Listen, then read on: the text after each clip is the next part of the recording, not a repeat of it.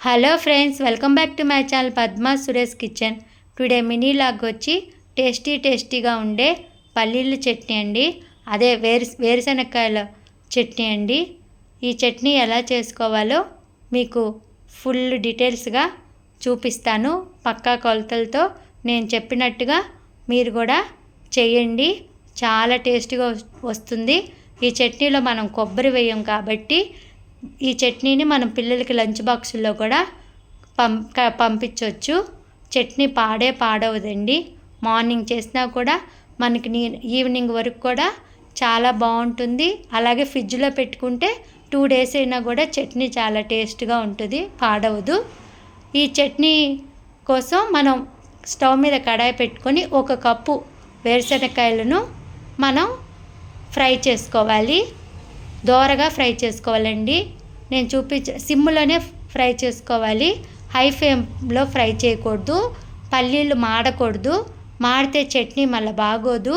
ఇలా నేను చూపించిన విధంగా గోల్డెన్ కలర్లో వచ్చే వరకు ఫ్రై చేసుకొని వీటిని పక్కన ఒక ప్లేట్లో చల్లారి పెట్టుకోవాలి.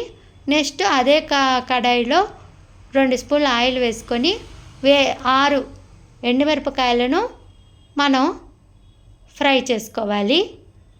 ఈ ఎండుమిరపకాయలను ఫ్రై చేసుకున్న తర్వాత ఈ ఎండుమిరపకాయలను వేరుశనక్కాయలను ఒక ప్లేట్లో వేసుకొని మనం బాగా చల్లారనివ్వాలి.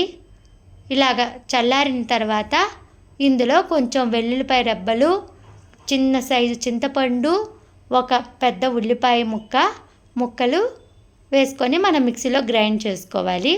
ఫస్ట్ ఎండుమిరపకాయలు వేసుకోవాలి. నెక్స్ట్ వేరుశనక్కాయలు, అలాగే ఉల్లిపాయలు, ఒక ఉల్లిపాయ, కొంచెం వెల్లుల్లిపాయ రెబ్బలు, కొంచెం చింతపండు, అలాగే 1 స్పూన్ కల్లుప్పు వేసుకొని గ్రైండ్ చేసుకోవాలి. ఈ చట్నీ చాలా బాగుంటుందండి.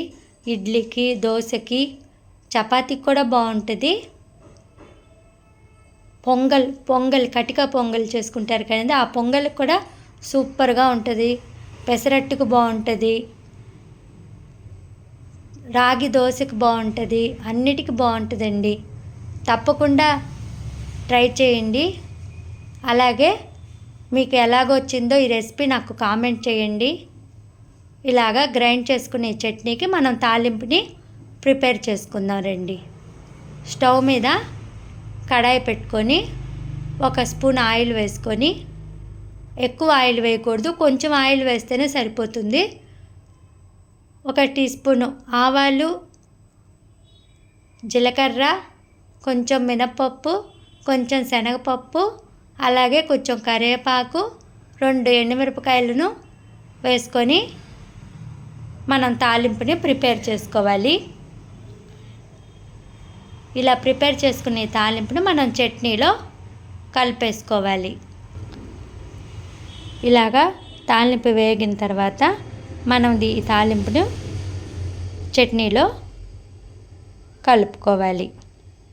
అంతే అండి, టేస్టీగా ఉండే పల్లీల చట్నీ రెడీ అయిపోయింది.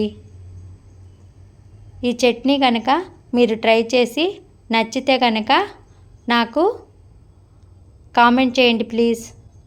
అలాగే చాలామంది నా వీడియోని చూస్తున్నారు. చూసిన వాళ్ళు మీకు నచ్చితే కనుక తప్పకుండా ఒక లైక్ వేసుకోండి. చట్నీ ఎంత బాగా వచ్చిందో. Thanks for watching. వీడియో నచ్చితే like and comment, subscribe my channel.